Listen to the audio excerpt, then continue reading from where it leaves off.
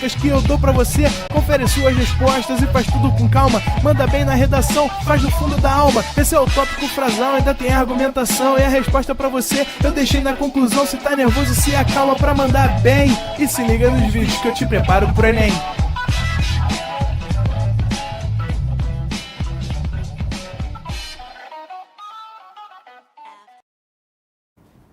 Estamos ao vivo, estamos online, Vieira? Fala galera, fala indivíduos, fala alunos do ProEnem, sempre um prazer inenarrável estar com vocês mais uma vez, mais uma noite, para a nossa aulinha de filosofia sobre a figura de Karl Marx, né? Karl Marx e a ideologia. A gente, né, quando inicia a abordagem sobre autores, a gente sempre toma um cuidado muito grande em falar para você um pouquinho sobre quem é aquele autor, qual é o contexto dele. Só que assim, vamos combinar? A maioria de vocês já ouviu falar sobre Karl Marx, né? O Karl Marx está longe de ser um autor desconhecido. Diferente de diversos autores da sociologia e da filosofia que as pessoas mal conhecem, mal ouviram falar. Autores como, por exemplo, David Hume, Émile Durkheim, Max Weber, né? Husserl, Merleau-Ponty, que são autores que as pessoas, na verdade, não conhecem no cotidiano. O Marx não é esse autor, né? Marx é um autor amplamente conhecido, é um autor amplamente famoso, é um autor que transpassou as barreiras do mundo acadêmico e acabou se tornando, de fato, um autor popular, para o bem e para o mal. Marx é um autor que desperta paixões, positivas e negativas. Mas a verdade é que ele desperta paixões por um tipo de preocupação política ligada à teoria socialista, que na verdade não foi cobrada no Enem até hoje.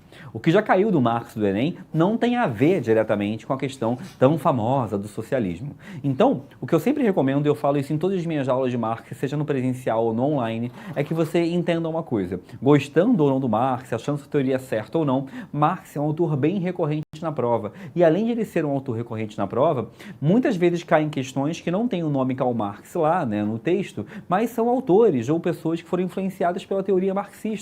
Então também é um conteúdo que de alguma forma pode ajudar a resolver outras questões dentro da sua prova. Sem contar também a grande possibilidade de utilizar esse conteúdo como repertório sociocultural para muitas temáticas. Tá bom? Então, vamos começar. Não vamos enrolar muito não, que a gente tem muita coisa a falar no dia de hoje. Primeira coisa de falar é que o Marx ele foi um indivíduo que viveu no século XIX, né? Marx nasce em 1818 e morre no ano de 1883. Então ele vive ali no auge do século XIX, no momento que está rolando na Europa um processo que nós conhecemos como Segunda Revolução Industrial. Vale lembrar que já havia ocorrido a Primeira Revolução Industrial, que foi na Inglaterra no século XVIII, e estamos agora vivendo a Segunda Revolução Industrial, que acabou passando por um processo de expansão. A Segunda Revolução Industrial ela é muito mais intensa, muito mais grandiosa que a primeira. Ela ocorre em diversos países da Europa, ela envolve novas fontes de energia, como o petróleo, energia elétrica, ela envolve a indústria automobilística, que é, né, uma indústria poderosa até os dias de hoje. Então a segunda revolução ela é muito mais poderosa, ela é muito mais pulsante, ela é muito mais grandiosa, ela envolve muito mais trabalhadores. E o Karl Marx, ele é um alemão, mas ele era um cara que morava na Inglaterra. Então ele está vivendo essa revolução no auge, ele está olhando, observando, ele era um jornalista à época, trabalhava em jornais e está vendo tudo isso acontecendo. O Marx, ele vai acabar fazendo uma teoria que vai ser muito crítica a esse processo da segunda revolução industrial, e quando eu falo muito crítica, é porque ele vai entender que esse processo demonstra, né, uma exploração em relação aos trabalhadores que sempre aconteceu, mas que está se aprofundando. Só que antes de entrar para você nessa crítica que ele faz da Revolução Industrial, a gente tem que falar um pouquinho sobre algo antes. O Marx ele é altamente influenciado em um outro autor. Né? O Marx é influenciado num autor chamado Hegel. Né? O Hegel ele é um autor, né, do século XVIII, que vai ser aí uma inspiração para uma parte da teoria marxista. Por quê? O Hegel defendia um conceito que nós chamamos de dialética. O que é a dialética? A dialética ela é uma percepção de movimento, de alteração, de mudança. Como assim? Tá confuso, eu sei. O Hegel defende que qualquer tipo de momento histórico, ou qualquer tipo de ideia, ou qualquer tipo de concepção, de pensamento, se transforma ao longo do tempo. E ele vai dizer que qualquer tipo de percepção se transforma em uma logística que funciona assim. Sempre existe uma tese, a tese é sempre uma ideia inicial, é sempre um momento inicial, uma circunstância inicial. Essa tese sempre vai encontrar algum tipo de ideia contrária a ela, ou uma ideia oposta, E essa tese, entrando em conflito com essa antitese, sempre vai gerar uma síntese. Para quem não entendeu, é você pensar o seguinte: sempre existe uma coisa que se inicia, podendo ser uma ideia, um momento histórico, algum acontecimento. Essa situação sempre encontra uma percepção oposta e o conflito dessas duas sempre gera algo novo. Esse algo novo é a síntese. Agora tem um problema. Essa síntese, que seria a conclusão, ou seria essa junção das ideias, tem uma coisa importante que é: essa síntese não dura para sempre. Essa síntese ela não é permanente. Essa síntese não é algo que começou e vai ficar para sempre acontecendo ou ocorrendo, não. A síntese ela é um processo em que, consequentemente, um dia, essa conclusão vai encontrar uma ideia contrária a ela. Então, um dia, essa síntese vai virar somente tese. Por quê? Um dia essa síntese, no dia que ele encontrar uma ideia contrária, ela vai encontrar uma percepção oposta e vai manter esse ciclo acontecendo. Para quem não entendeu, vem aqui rapidinho, Juan. É você pensar mais ou menos o seguinte, na seguinte logística. Existe uma tese, essa tese um dia encontra uma ideia contrária, que é a antitese, e forma o que a gente vai chamar de síntese. Essa síntese, ela é síntese durante um tempo, até o dia que ela encontra uma ideia contrária, uma antitese. E aí essa síntese, ela virou tese, que vai formar uma nova síntese. Essa síntese vai ficar síntese com o tempo, até encontrar uma ideia contrária, que vai virar tese. E assim permanentemente, infinitamente. O que eu estou dizendo por isso aqui era uma crença do Hegel chamada dialética. Diretor, volta comigo. E aí ele vai dizer o seguinte, que isso acontece ao longo da história, que isso acontece ao longo das ideias, que as coisas estão sempre em transformação, estão sempre em movimento, estão sempre acontecendo. E o Marx olha para isso e fala: gênio, mandou muito, é isso aí. O Marx concordava com essa dialética hegeliana. Só tem um detalhe: a dialética hegeliana ela seria infinita. O Hegel acreditava que os movimentos históricos, acontecimentos históricos, se alterariam permanentemente através sempre desse processo, que existe um acontecimento, que encontra uma ideia contrária, que forma a síntese, e assim permanentemente. O Marx ele vai mudar um pouquinho essa teoria. Então muitas pessoas falam que o Marx é um hegeliano. Por que um hegeliano? Porque ele se inspirava nesse conceito de uma dialética de Hegel, né? E aí a gente pode pensar, por exemplo, o seguinte, para você exemplificar e ficar mais claro para você. Pensa na seguinte tese: a sociedade é controlada pela nobreza, porque foi assim durante a Era Moderna, né? Foi assim durante períodos ali do século XVI, século XVII, em que a nobreza acabava sendo a instituição ou o grupo social que tinha realmente o controle sobre a sociedade. E aí pensa que essa nobreza, uma hora vai encontrar uma nova classe social que surge, a burguesia comercial, os comerciantes, aqueles que vendiam, que compravam produtos mais baratos para vender mais caro, e esses burgueses começaram a ficar mais ricos que os próprios nobres. E aí vai existir um conflito, a tese e a antitese, e vai gerar uma síntese. A síntese é uma nova classe social que dominaria a Europa. Essa nova classe social seria a burguesia industrial, que são os burgueses, mas que não simplesmente comercializam agora, que geram a indústria, geram um maquinário. Então, só para você entender como esse processo aconteceria: uma tese, uma antitese, uma síntese. Só que essa síntese não é para sempre, porque um dia essa burguesia vai encontrar uma ideia contrária. Um dia essa burguesia vai encontrar alguma percepção que seja oposta a ela. Por exemplo, vamos supor que essa burguesia industrial encontre uma ideia contrária, que seriam os proletários. Para quem não sabe, os proletários seriam aqueles que trabalhavam nas fábricas, aqueles que são os trabalhadores. E esses dois grupos vão entrar em conflito. Então, eu quero que você entenda só o seguinte: esse processo, segundo a visão hegeliana, duraria para sempre. Sempre teriam novas classes, sempre teriam novos momentos históricos, sempre existiriam novos acontecimentos que gerariam essas mudanças permanentemente, acontecendo, e por aí vai. Só que na visão marxista não era assim. Na visão do Marx, uma hora esse processo iria acabar. Porque o Marx defendia o seguinte, que essas mudanças todas, essa alteração, essa dialética, tem um motor. Ué, Leandro, como assim um motor? Na visão do Marx, tem alguma coisa que faz que essas mudanças aconteçam. Tem alguma coisa que permite que essas mudanças ocorram. E essa alguma coisa, segundo a visão marxista, se chama luta de classes. E eu quero que você guarde uma frase. Marx vai dizer que a luta de classes é o motor da história. Por que o motor da história? Porque a luta de classes é aquilo que movimenta as sociedades a estarem sempre se alterando, a estarem sempre se modificando. Leandro, eu ainda não entendi, ainda estou confuso, ainda está ruim para mim. Diretor, vem comigo. vamos dar um passo atrás, porque eu sei que essa matéria não é fácil, sei que alguns de vocês vão ficar confusos em relação a esse conteúdo. Eu estou aqui, mas gente, eu só estou botando aqui álcool no pano para poder limpar o quadro, tá? Repara uma coisa importante, vamos dar um passo atrás para ficar claro para todo mundo aqui como Marx pensava. O Marx, ele é um autor, né, que a gente chama ele de um materialista histórico. Para quem não sabe ou para quem não se lembra desse conceito, esse conceito fala o seguinte, que a história humana, a história dos seres humanos, é uma história onde sempre ao longo do tempo, sempre ao longo das sociedades, vem ocorrendo um processo em que a história humana está se modificando. Marx acredita, então, que a história nunca está igual, que ela está sempre em transformação. Mas o Marx vai dizer que essa história nunca está igual porque existe um materialismo. O que é um materialismo? É uma disputa material que nunca para de acontecer. Vamos esclarecer para ficar evidente para você. Marx fala que a sociedade funcionava da seguinte maneira, com a seguinte estrutura. Ele vai dizer que existe uma base na sociedade. Essa base é aquilo que sustenta a sociedade. Ele vai chamar essa base, ele vai nomear essa base com o seguinte nome, infraestrutura. Sempre que um professor de humanas coloca uma pirâmide no quadro, você pensa assim, Leandro, quem está no topo é quem manda. Só que aqui é uma outra coisa.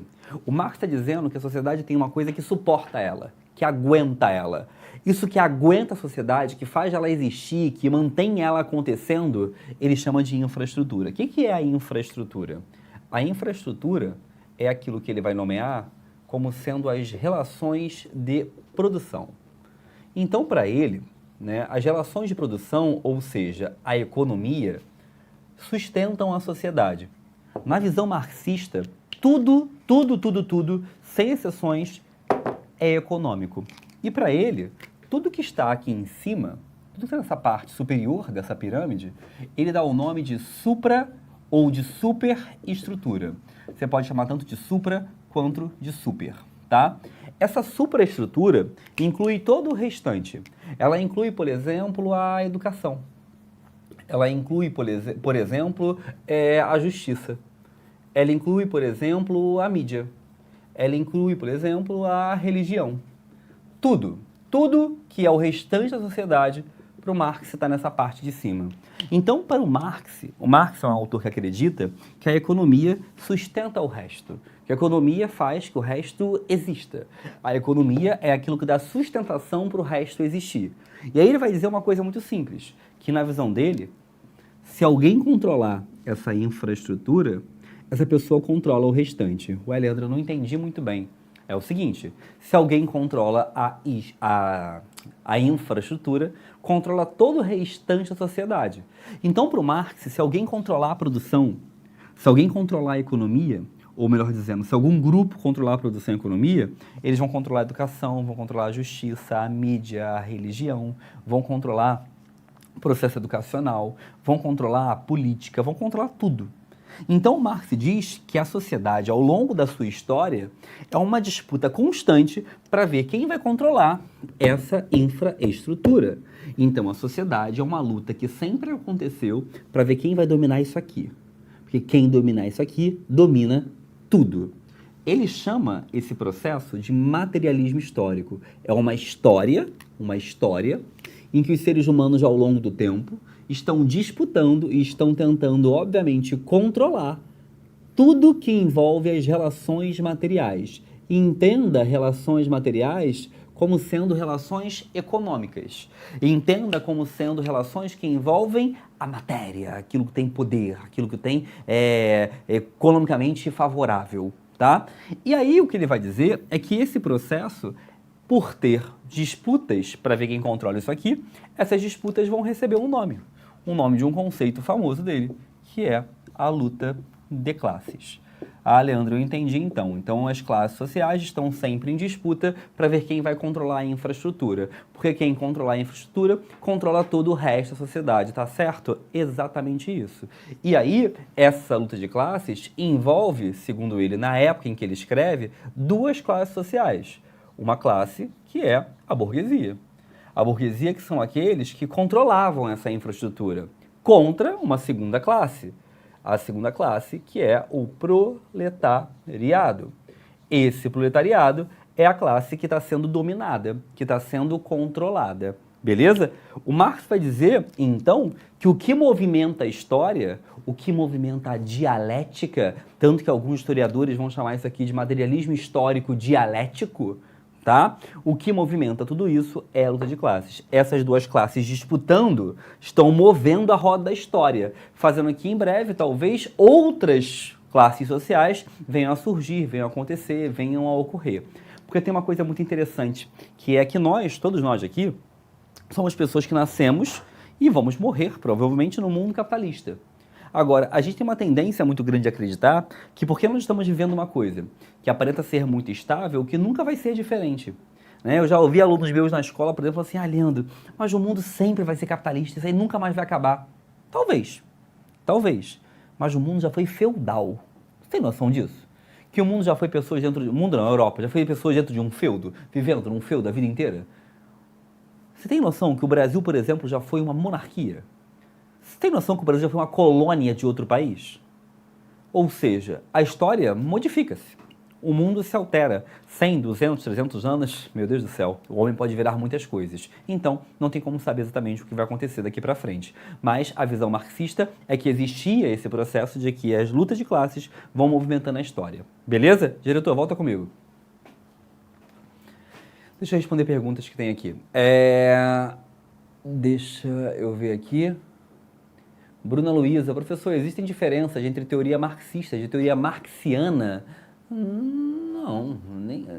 O nome que a gente utiliza é teoria marxista, tá? É a nomenclatura que a gente utiliza, que é a nomenclatura que o Enem também vai utilizar, tá bom? Peter Parker mandou...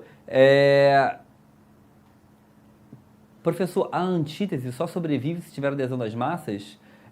Ou poder bélico? Não necessariamente, tá, Peter Parker? Aí depende muito de qual antítese, depende de qual contexto e por aí vai, tá? Tranquilidade. Vamos lá, vamos seguir aqui, depois eu respondo mais perguntas. E aí, gente, quando a gente fala essas relações sobre o Marx, né, e essa inspiração que ele tem sobre o Hegel, vale a gente lembrar uma coisa. Ambos estão falando que a história humana vai mudando. Agora, o Marx acha que a história se modifica por causa da luta de classes. Isso é chamado de materialismo. É a crença de que a história humana se modifica devido a uma disputa entre as classes. Beleza? Agora, existe uma visão hegeliana. O Hegel, que era o cara que inspirou o Marx, ele acha que a sociedade muda não porque as classes sociais estão disputando.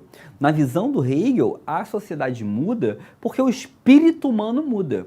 Porque a forma do homem viver se altera naturalmente. E aí a gente chama isso de idealismo. Para quem não entendeu, para quem não compreendeu, vem para cá, vem comigo. Larga a caneta, larga tudo, acorda, olha para mim.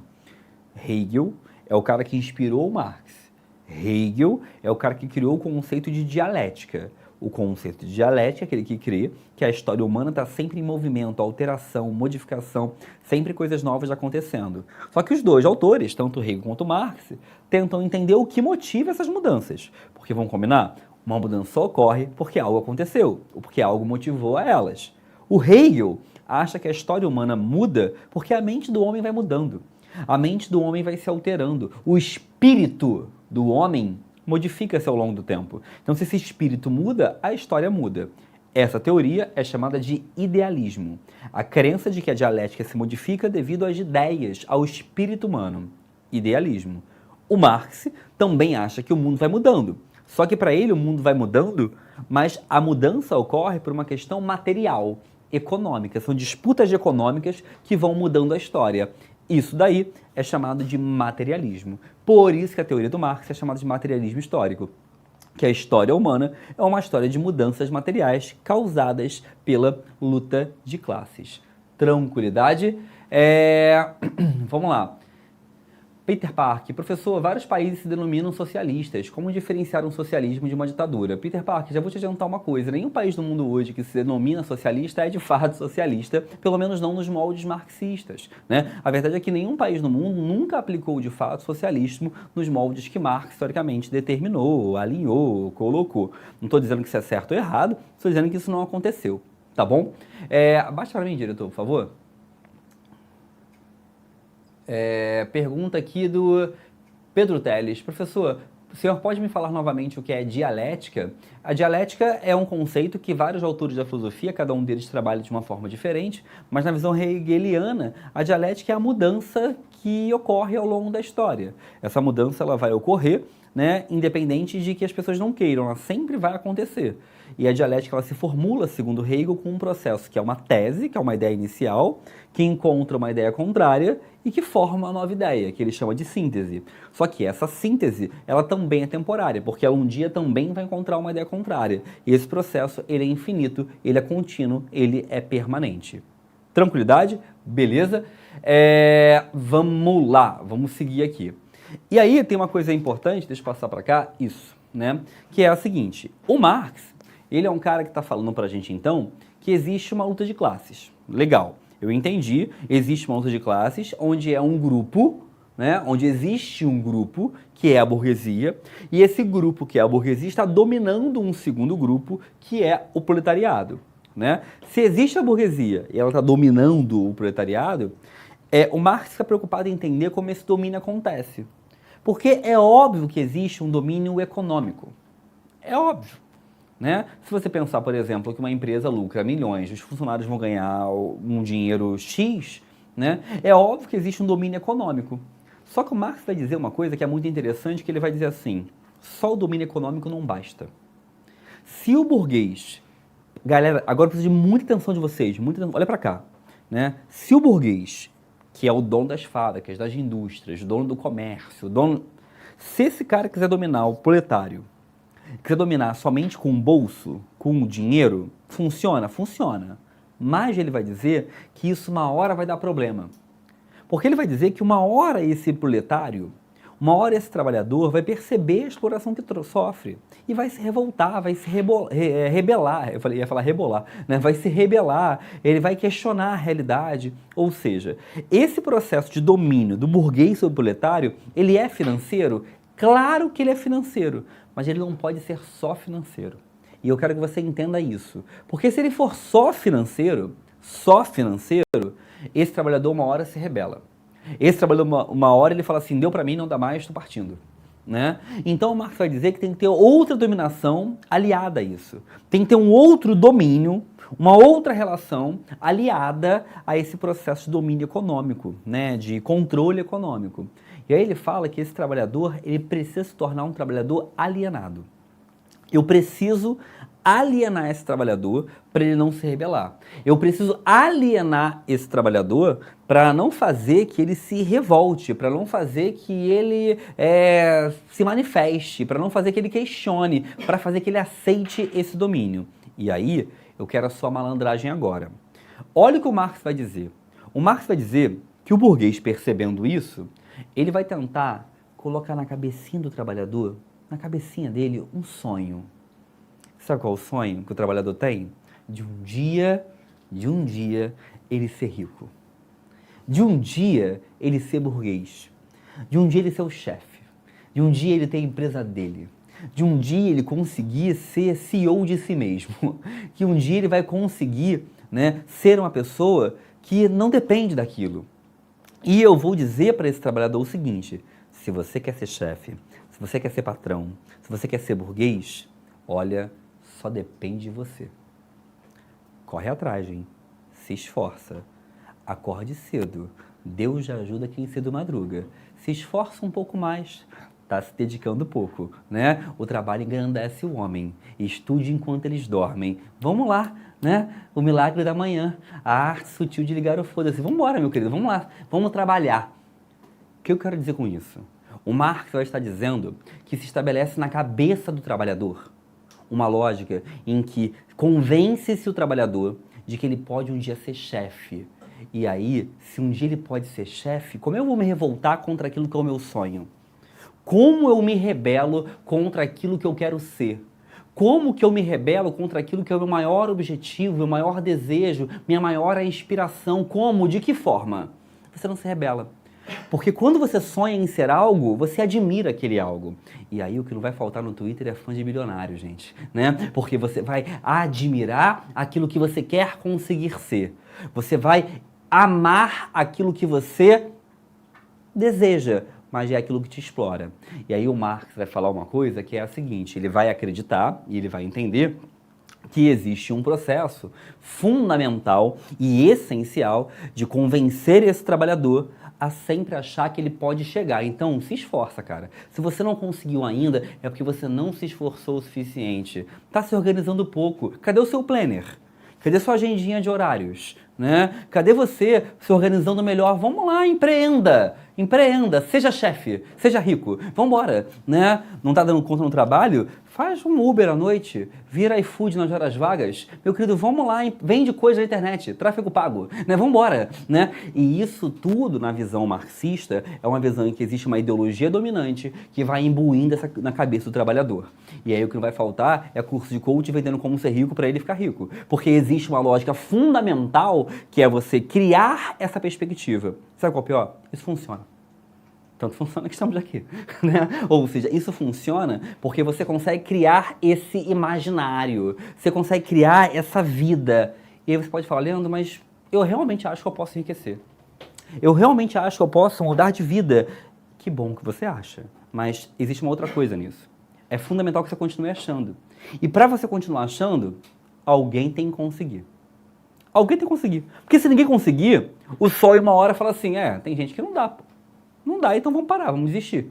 Mas o capitalismo, segundo Marx, sempre vai deixar que alguns consigam. Que alguns consigam. E aí vem aquelas histórias maravilhosas. Catadora de latinha do interior do Piauí, estudando de madrugada dentro do lixão, enquanto passavam urubus por cima de sua cabeça, pegando restos de livro que ele encontrou no lixo, virou juíza. Sempre tem essas histórias maravilhosas, óbvio. Estudante de vestibular que estudava dentro de um banheiro imundo, mas conseguiu passar para a medicina em primeiro lugar. Sempre vai ter essas histórias. Sabe por quê? Porque essas histórias estimulam você a continuar tentando. E pior do que isso, estimulam você a achar que se você não conseguiu, a culpa é sua, pô. Teve alguém em situações muito piores que conseguiu. Como é que você não conseguiu? Tendo farinha láctea e Neston em casa. Né? Como é que você não... E essa é a ideia fundamental. Você teve tudo, pô, tá rindo, mano? Tá rindo? Né? Tu teve todinho, né? Tu teve todinho em casa, pãozinho com manteiga e requeijão, né? E tu não vai conseguir? Tem que conseguir, né? Tem que conseguir, porque é fundamental tu conseguir. Então eu crio a história, eu crio essa realidade. Tá rindo aqui, eu tô querendo rir também, né? Ou seja, e você gera essa perspectiva, né? O seu Nescauzinho quentinho vai te gerar assim, não, eu tenho tudo. E se eu tendo tudo, teve gente que não tem, porra, e ele conseguiu, como é que eu não consigo? Então tá faltando esforço meu. E tu se esforça mais, trabalha mais, se dedica mais. Só que você não tá conseguindo. Você continua vivendo uma vida onde você trabalha para pagar conta, para pagar boleto, né? E só aparece mais boleto, porque aí um filho fica doente, e aí seu carro alguém bate, e aí tem uma infiltração em casa, seu cachorro passa mal, qualquer coisa, a roupa rasga, e aí tua televisão pifa, e você tá sempre correndo. Pro Marx isso é muito simples. Vai manter a gente para sempre sonhando. Vai manter pra gente assim, sempre desejando. E isso para ele tem um nome, que é alienação. Alienação. Nós nos tornamos alienados.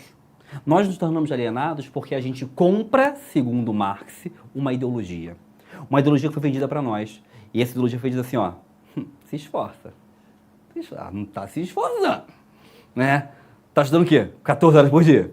14. E as outras 10, faz o quê? Tá dormindo? Que isso? Dormir? Não, dormir. Enquanto tá dormindo, tem alguém lá estudando, filhão. Então, não vai... Esse discurso é fundamental. Então a gente fala que existe uma ideologia que é uma ideologia da burguesia, uma ideologia dominante, que é imbuída em nossa mente para que a gente se mantenha tentando. E você pode ver essa aula e pensar assim, tá, Leandro, legal. Eu faço o quê? Eu paro de tentar? Eu paro de me esforçar? Eu paro de me dedicar? Não, claro que não. Você está no sistema. Você está nesse sistema junto comigo, junto com todo mundo aqui. Mas o ponto fundamental é você ter consciência disso. E a consciência já é revolucionária, segundo Marx. Saber disso, entender isso, perceber isso, ter um novo olhar para o mundo em relação a isso, já é fundamental, já é essencial. E aí ele vai dizer uma coisa importantíssima, que é o seguinte, além disso tudo, porque sempre tem um pior, né? Tá achando que acabou, é só isso. Não, tem pior, calma. Tem um detalhe. Quer ver um exemplo? Juan, já que o Juan tá rindo participando da aula aqui, vamos usar o Juan de exemplo, né? Chegou que horas hoje no ProEnem, Juan? Eu? É. Hoje eu cheguei atrasado, cara. Eu cheguei 3 da tarde aqui. 3 da tarde. Vai sair hoje 10 da noite daqui. Né? Então o Juan chegou às 3 da tarde e vai ser 10 da noite. O Juan é casado, não é casado, Juan? Sim.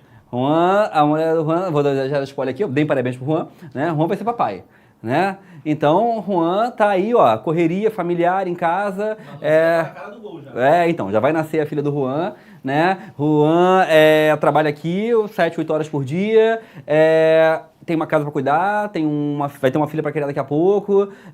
Repara, o Juan vai chegar em casa hoje, 10 da noite, 11 da noite, que é a hora que ele vai chegar. Ele vai chegar em casa e vai ler Karl Marx? Ele vai chegar em casa e vai estudar sobre revolução, sobre o capitalismo? Não. O Juan vai chegar em casa hoje e vai se irritar com o Flamengo, né? O Juan vai chegar em casa hoje e vai querer ver o Big Brother. Eu sei que não tá passando agora, mas você entendeu a ideia. Vai chegar em casa hoje e vai querer ver uma novela qualquer passando, um filme, uma série qualquer. Porque o Juan tá cansado. Trabalhou o dia inteiro, tem muita coisa pra fazer. Então o Marx vai falar uma coisa fundamental, que o trabalhador trabalha 8, 10 horas por dia. Fica 2, 3 horas no transporte público. O trabalhador não vai chegar em casa e pensar sobre a revolução. Não vai acontecer. O trabalhador vai chegar em casa, ele quer comer uma parada, tomar um banho e ver uma coisa inútil na televisão. E aí ele vai dizer que essa alienação só piora. Piora porque você tem um sonho, mas você nem consegue pensar sobre como aquele sonho é inviável, é impraticável muitas vezes. E aí você vê essa aula e fica triste, né? Você vê essa aula e fala assim, meu Deus do céu, Leandro, que depressão, que tristeza. Acabou? Não. Tem mais uma coisa ruim. Vem cá. Olha só, Marx vai dizer que a alienação, ela acontece socialmente. A gente vai se tornando alienado socialmente, porque a gente não percebe mais essa exploração que está acontecendo. Essa alienação, ela é política. Porque, obviamente, a política só mantém esse padrão. Vale agora lembrar, vou dar um adendo, é um OBS na aula, tá? Puxa como se fosse uma setinha para fora. Marx é um autor também que não era religioso. Não era religioso. Marx não via a religião com bons olhos. Por que o Marx não via a religião com bons olhos? Porque o Marx dizia que a religião piora essa alienação. Piora esse sentimento de você estar sendo enganado. Porque ele vai dizer que a religião é o ópio do povo. Para quem não sabe, ópio é um tipo de droga que aliena o povo, que faz você perder a consciência. Ele fala que a religião gera isso. Porque ele vai dizer que a religião ela é um instrumento que faz o ser humano parar de perceber o quanto ele está sendo dominado. Porque ele vai dizer que enquanto está sofrendo, a religião vai dizer assim, ó, ora que melhora. Reza que tudo vai melhorar. Deus tem um plano para você. Deus escreve certo por linhas tortas. Então, se dedica aí. Segue o caminho de Deus, que vai ter uma vida boa para você. Marx vai dizer que isso é mais uma forma de te alienar. É mais uma forma de te controlar. É mais uma forma de tornar você, e guarda essa palavra, um ser dócil, pacífico, calmo, não revoltado, não rebelde. Então, Marx, quando fala sobre alienação econômica, para ele essa alienação econômica acontece conjuntamente a várias outras alienações. A social, que a sociedade exerce sobre nós. A política, né, que são as classes dominantes controlando a gente. E a religião, que para ele também gera esse processo de domínio. Tranquilo, beleza, eu sei que eu falei muita coisa, que eu falei rápido, mas é algo que a gente precisa deixar claro, né? Essa questão da alienação em Marx é muito importante. Vamos treinar em questões? Vamos, a Thalia ali, a Thalia Souza, Leandro tá acabando com a minha vida em 40 minutos, pelo amor de Deus. Carol, a crise existencial depois dessa aula. Tava garantido mais clientes pros psicólogos. Foi mal, galera, tá? Minha intenção não era essa. Tá? Minha intenção era deixar vocês felizes, animados, olha só. Passar no vestibular, gente, mudar de vida, vamos lá, vai todo mundo ficar rico, vem comigo. Questão 1, Enem 2013, que fala pra gente o seguinte, na produção social que os homens realizam, eles já entram em determinadas relações indispensáveis, independentes de sua vontade. Tais relações de produção correspondem a um estágio definido de desenvolvimento de suas forças materiais de produção. A totalidade dessas relações constitui a estrutura econômica da sociedade, fundamento real sobre a qual se erguem as superestruturas política e jurídica, e ao qual correspondem determinadas formas de consciência social.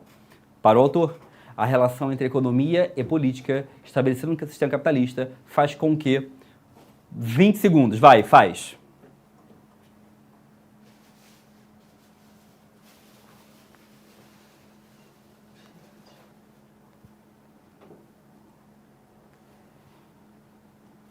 Bota a questão. 3. Foi. Vamos lá, olha só. Eu sei que eu falei rápido, mas é só para a gente não perder muito tempo. Letra A. O proletariado seja contemplado pelo processo de mais-valia. Repara que eu nessa aula não falei sobre mais-valia, tá? Quem quiser ver sobre mais-valia, tem uma outra aula de Karl Marx, que é a aula 4 da turma extensiva, né? Ou seja, quem é assinante pro Enem, vai naquela aba matérias, que você vai conseguir achar essa aula, que é a primeira aula de Marx que a gente teve, que a gente falou sobre mais-valia. Mas para quem não sabe, rapidamente, mais-valia é o nome que o Marx dá para o processo de exploração econômica, né? Para o processo de exploração que a economia exerce. E aí vem comigo. O proletariado, que é o trabalhador, ele é contemplado pela mais-valia? Não. A mais-valia é algo ruim para o trabalhador. Então, se é algo ruim para o trabalhador, ele não pode ser contemplado. Contemplado é quem ganha algo. Contemplado é quem recebe algo, né? O proletariado não recebe mais-valia, ele sofre com a mais-valia. Então, não pode ser letra A. B. O trabalho se constitui como fundamento real da produção material. É essa a resposta. Por quê? Porque na visão marxista, né, é o trabalho que movimenta a história. É o trabalho que gera a produção, que movimenta a economia, que movimenta a história e que movimenta tudo que está ao nosso redor. Próxima, questão número 2. Vem comigo. Questão 2 fala o seguinte. Aqui tá errado, é PPL, tá? APL, é PPL. Texto 1. Cidadão. Tá vendo aquele edifício, moço? Ajudei a levantar. Foi um tempo de aflição, eram 4 condução, 2 para para voltar. Hoje, depois dele pronto, olho para cima e fico tonto. Mas vi um cidadão e me diz desconfiado. Tá admirado ou tá querendo roubar? Meu domingo tá perdido. Vou para casa entristecido. Dá vontade de beber. Para aumentar meu tédio, eu nem posso olhar para o prédio que eu ajudei a fazer. Texto 2. O trabalhador fica mais pobre à medida que produz mais. A sua produção cresce em força e extensão. O trabalhador torna-se uma mercadoria, ainda mais barata à medida que cria mais bens. Esse fato simplesmente subentende que o objeto produzido pelo trabalho, o seu produto, agora lhe opõe, como um ser estranho, com uma força independente do produtor. Com base nos textos, a relação entre trabalho e modo de produção capitalista é... 2 minutos. É mentira, tá? Eu não vou dar 2 minutos, mas vai.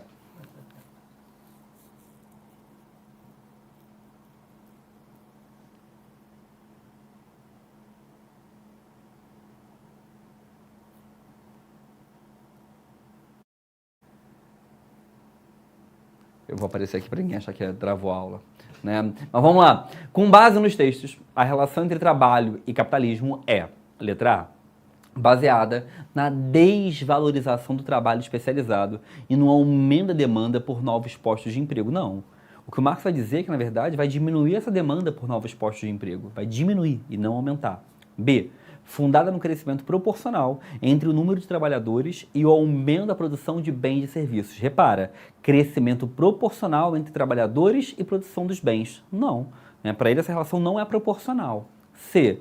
Estruturada na distribuição equânime de renda e no declínio do capitalismo industrial e tecnocrata. Repara, distribuição equânime, para quem não sabe, equânime é algo igualitário. A distribuição de renda é igualitária? Claro que não. D. Instaurada a partir do fortalecimento da luta de classes e da criação da economia solidária. Ai, o burguês é solidário. Ai, vamos ajudar o próximo. Não, também não é o caso, tá? Letra E. Derivado do aumento da riqueza e da ampliação da exploração do trabalhador. Porque é isso, a riqueza aumenta, segundo ele, que a gente está trabalhando mais, e a gente é mais explorado conforme a riqueza vai aumentando. Gabarito, letra E. Beleza? Mais uma, vem comigo.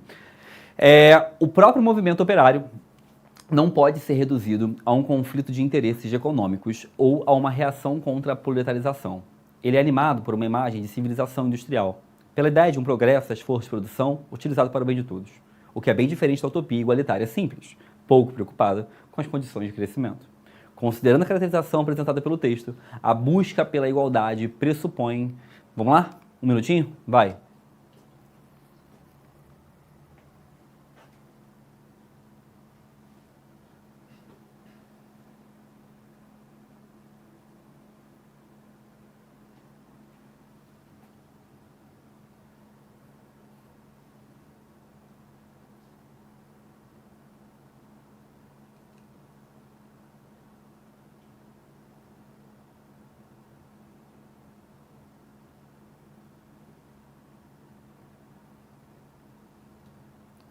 Foi!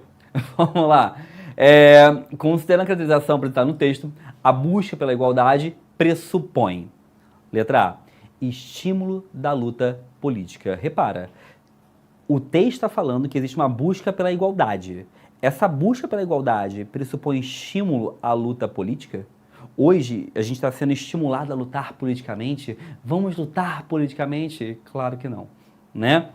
Letra B, adoção de uma ideologia marxista. O mundo hoje está estimulando as pessoas a se tornarem marxistas. Virem marxista! Venham! Não, claro que não, gente. Pelo contrário. Hoje não está ocorrendo um processo de tentar transformar as pessoas em marxistas. C, coletivização dos meios de produção. Está ocorrendo no mundo hoje em dia, né, um princípio onde se quer coletivizar a produção. Tudo vai ser de todos? Também acho que não. D, aprofundamento dos conflitos sociais. Repara uma coisa importante. Hoje a gente pode dizer que está tendo mais conflitos sociais, que essa disputa entre proletário e burguês está aumentando? Eu tendo a discordar. Por que eu tendo a discordar? Porque eu acho que, na verdade, sempre vai ocorrer disputas, mas hoje em dia as pessoas estão mais convencidas ainda a acreditarem que elas podem se conseguir. Que só depende delas, né? O que tem gente que acha que porque tem um aplicativo do qual ele trabalha e ele é empresário, por isso é brincadeira, né? Então é uma relação em que a gente está aceitando mais, na verdade. O que existe hoje em dia é acreditar que a igualdade vai vir pelo crescimento econômico.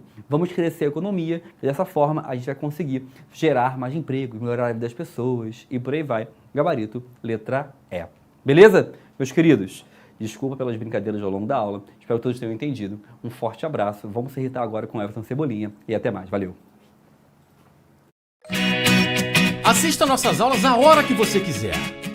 Vem com o Pro, o cursinho online que mais aprova no Enem. Assine em proenem.com.br.